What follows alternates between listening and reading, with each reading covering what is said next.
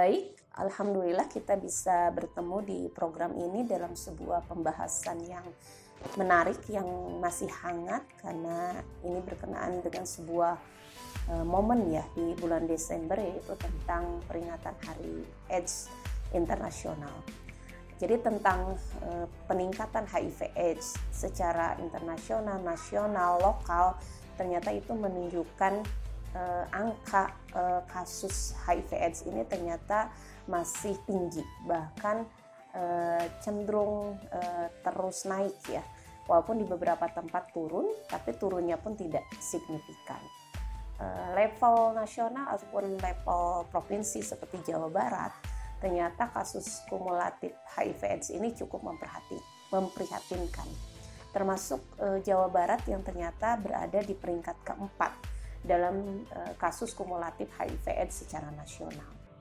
Dan ini sebenarnya menjadi hal yang miris karena Indonesia maupun Jawa Barat itu dinilai sebagai wilayah dengan tingkat religiusitas, termasuk tingkat penjagaan nilai-nilai moral yang dinilai baik gitu ya. Tapi ternyata tergerus juga nih, ternyata makin meluntur, makin menipis gitu ya komitmen atau penjagaan terhadap nilai-nilai religius yang ditunjukkan dengan menjauhi atau menjaga diri dari pergaulan bebas. Tapi ternyata kenyataannya dengan seiring modernisasi, seiring dengan media sosial yang semakin terbuka ya, terlebih di era online ini, intensitas orang mengakses media sosial juga sangat tinggi gitu. Nah, tapi hal yang lain yang harus kita perhatikan, sebenarnya peningkatan HIV/AIDS ini berawal kalau menurut saya dari kebijakan atau program yang ada belum menyentuh pada akar masalahnya. Apa akar permasalahannya? Yaitu berkembangnya atau eksisnya ide dan praktek liberalisme di tengah masyarakat kita yang ditunjukkan dengan perilaku pergaulan bebas. Dan sayangnya program yang ada itu juga memberikan jalan terhadap terjadinya pergaulan bebas. Misalnya dengan adanya wacana tentang safe abortion, yang itu sebenarnya bisa menjadi jalan dengan kehidupan seperti ini bagi remaja-remaja untuk kemudian melakukan pergaulan bebas, merasa aman dengan pergaulan bebas karena toh kalau hamil bisa aborsi. Atau dengan perbincangan tentang open marriage misalnya, yang sebenarnya itu membuat orang-orang itu secara serampangan gitu ya, sesuka hati bisa memilih berganti-ganti pasangan. Nah, inilah yang kemudian menurut saya jadi kontradiksi gitu ya. Pengen HIV/AIDS tertangani, menurun, tapi ternyata kebijakan atau program yang ada itu justru memberikan jalan HIV/AIDS ini naik. Ditambah kalau bicara tentang pernikahan misalnya, ternyata pernikahan juga sesuatu yang hari ini pun tidak mudah bagi remaja misalnya untuk melakukan pernikahan karena dianggap melakukan pernikahan dini misalnya.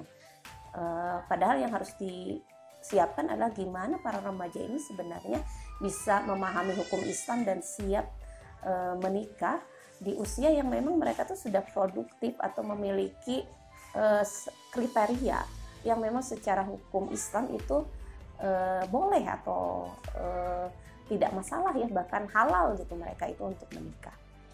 Kemudian kalau kita kaitkan dengan kondisi internasional atau kondisi global, ini makin parah ya. Dengan kemenangan Joe Biden sebagai presiden AS yang dikenal dengan afiliasi partainya ya ke Partai Demokrat, itu memang memberikan kabar gembira, angin segar buat kaum LGBT. Yang kita tahu LGBT ini rentan terhadap HIV/AIDS. Kalau kita kaitkan dengan kebijakan Obama itu pernah menggulirkan sebuah program bahwa LGBT itu hak asasi manusia itu LGBT. Nah, sepertinya ini akan diteruskan oleh Joe Biden karena Joe Biden memang berjanji untuk mengesahkan undang-undang kesetaraan yang di dalamnya berisi tentang bagaimana kemudian hak-hak LGBT itu akan dijamin di berbagai bidang, termasuk dalam pekerjaan, perumahan, pendidikan, dan lain sebagainya. Nah, mirisnya atau sayangnya arus global ini diikuti oleh Indonesia yang sebenarnya mayoritas Muslim gitu ya, dan harusnya Islam dijadikan rujukan di dalam menangani atau memberikan solusi masalah HIV/AIDS ini. Dan tadi ya, akar masalahnya ini ada di ide liberalisme, praktek liberalisme yang itu satu paket dengan sekularisme kapitalisme. Maka yang harus kita lakukan itu justru mengevaluasi ide praktek sekularisme liberalisme ini agar tidak eksis di negeri kita dan digantikan dengan sistem Islam, solusi Islam yang memang komprehensif, solutif ya terhadap berbagai permasalahan.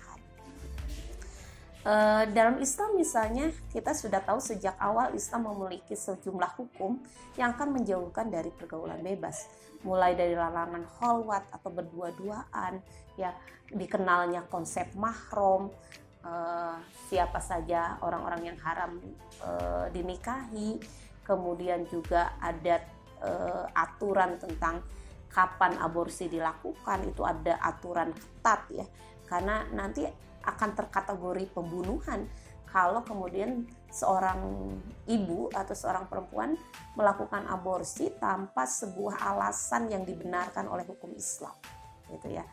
Walaupun di satu sisi aborsi diperkenankan di atas kehamilan usia 40 hari demi menyelamatkan nyawa ibu, dan itu pun ada pemastian-pemastian dari para ahli. Di sisi lain negara juga kalaupun harus melayani aborsi ya dengan tadi ya alasan yang dibenarkan, itu akan menjamin aborsinya juga menjamin keselamatan ibu gitu ya.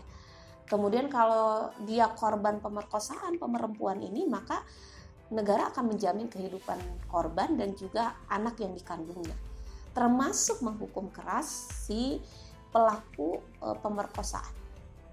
Nah, di dalam Islam juga nanti kita akan lihat bahwa penegasan aborsi ini sama dengan pembunuhan itu ditunjukkan dengan harusnya dibayar diat 10 ekor unta atau 1/10 diat pembunuhan orang dewasa yang itu 100 ekor unta.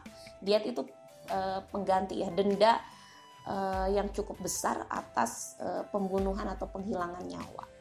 Nah, inilah aturan yang hari ini tidak ada gitu ya di sistem hari ini.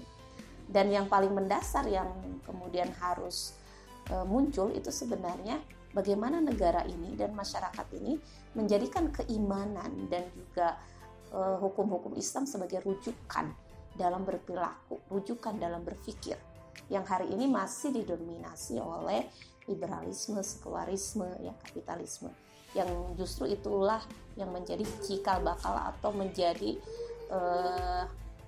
bibit berbagai permasalahan atau penyakit yang terjadi di tengah masyarakat kita. Demikian, wallahu a'lam bishawab. Semoga kita menjadi bagian dari orang-orang yang menyadari bahaya dari liberalisme, bahaya dari pergaulan bebas, bahaya dari sekularisme, dan kita mengambil solusi Islam dan memperjuangkan solusi Islam ini agar tegak di tengah kehidupan kita. Wassalamualaikum warahmatullahi wabarakatuh.